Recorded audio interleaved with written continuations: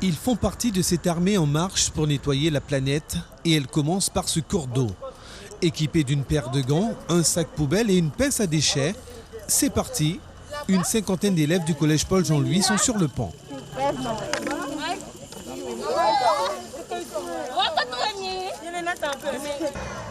Pour ces élèves, la préservation de la planète commence par le bon geste.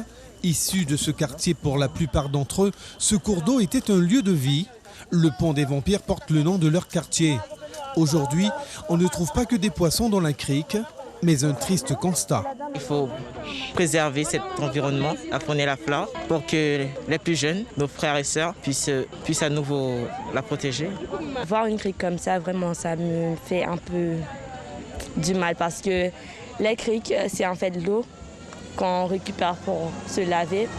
Juste une minute, j'ai vu une femme venir chercher de l'eau dans cette crique et cette crique, elle est polluée.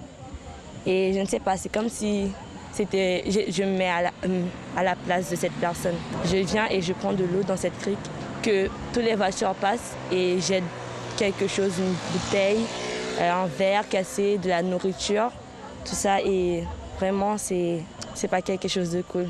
Avant, les gens venaient se laver ici. Et maintenant, ils ont tout sali. Ils jettent des déchets partout. Il y a des gens qui font la vaisselle, qui lavent leur linge, qui utilisent l'eau pour cuisiner.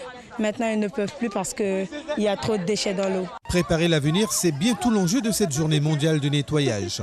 Une activité pédagogique qui s'inscrit dans le cadre d'un projet Erasmus+. Elle vise à sensibiliser les élèves du collège Paul Jean-Louis sur les questions environnementales et de sauvegarde de la planète. Pédagogiquement, nous voulons dans un premier temps sensibiliser les élèves aux gestes quotidiens.